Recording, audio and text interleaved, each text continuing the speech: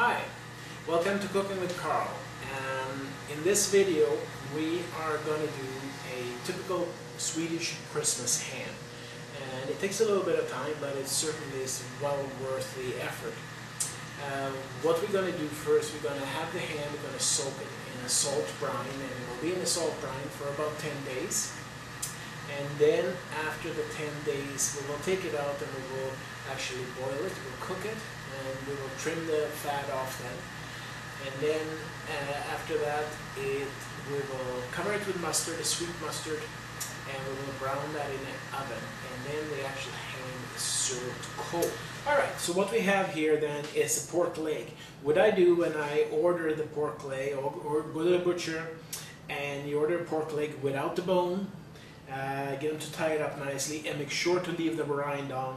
Now they scarred this rind here, and that is not needed. I actually prefer not to have this scarred, but I forgot to mention that to the butcher. This particular piece of meat, beautiful piece of meat, as you can see, it's about 5 kilograms.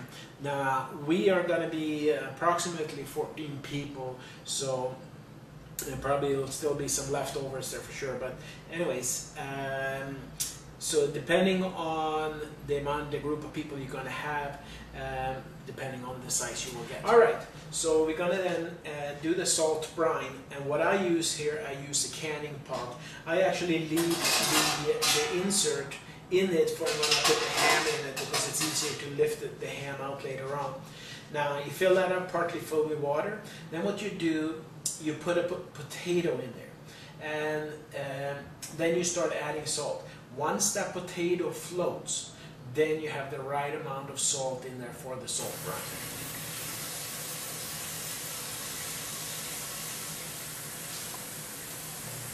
Alright, so I put some salt in here, and just going to see how that is. And no, as you can see, the potato is still at the bottom here.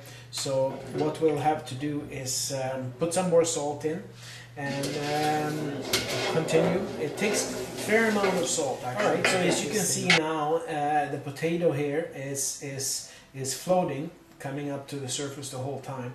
So that means we have the right amount of salt in here. So we're ready then. What I used as far as the salt, I should just mention that for this specific size of the roast and everything in the pot, I used about 1.5 kilograms of salt. So it's a fair amount of salt that you do put in there to cure it. So I'm going to just put the pork roast. I put it on this thing I use for the canning. It makes it so much easier to put up and down. And then you just set it in there just nicely. And it will then, of course, have to cover the pork roast. Alright, so I got the pork in there. Now, of course, it has a tendency to float, so you just have to push it down and put something underneath. You know, you can put the potato, or you can put a little plastic cup or whatever, and then you put the lid on top, just to make sure it's always covered so nothing is sticking up. Now, you have to put this in a correct place. So having you cover it up, and now this has to sit and cure in the salt brine for 10 days, like I mentioned, in a nice cool place. Okay, so we now have the pork leg curing in this pot in the salt brine for 10 days. So what we're going to do now, we're going to boil the pork leg, and we're going to boil it probably for 35 to 40 minutes. But before we do that, we're going to take it out, we're going to rinse it off, rinse all the salt off, put fresh water in, and then we're going to put some spices in. Alright, so let's just take, see in here actually, see I had the little plastic container in here, and that was just to keep the ham actually down in. I still have the canning handles from when you used to can stuff in there. It makes it much easier to take the ham in and out. So we're going to set it in here. We'll rinse it off as such, like that, and then of course the salt water here will dump out.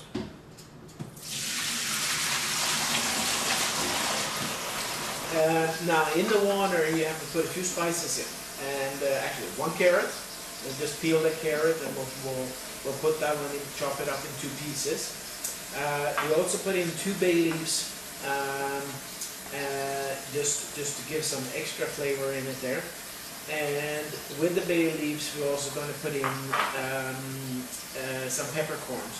About 15-20 peppercorns. So we got enough water in here. And I think I can always add a little more. Taking the ham up again. I have, of course, rinsed the pot out very good. Rinse the ham off, and it goes in again in the water here.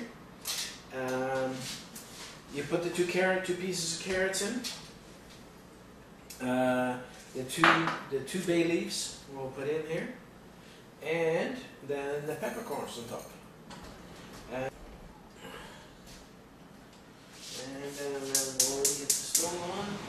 All right, so we have cooked this pork or this ham now for about 2.5 hours, and checked with the thermometer here, and it's done. It's up to temperature. Okay, so we have now had the ham has been cooked, and it's been sitting overnight again in the cold area in that juice.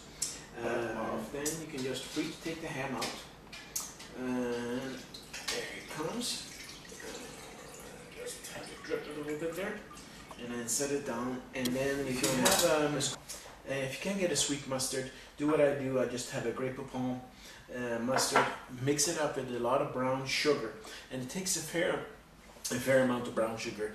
It should, when you do taste it, it should be just immediately sweet, and then sort of linger with the mustard taste. So we're just going to start here just to trim a little bit, cut the ropes and stuff of it, and you want to leave a little bit. So we pretty well got most of the fat off here. I'll just dab it dry a little bit. And this here, you put the mustard on generously with this one. Just spread it out nicely. All right, so we got this pretty well covered up now with the mustard. But now the next step then is to put some breadcrumbs on.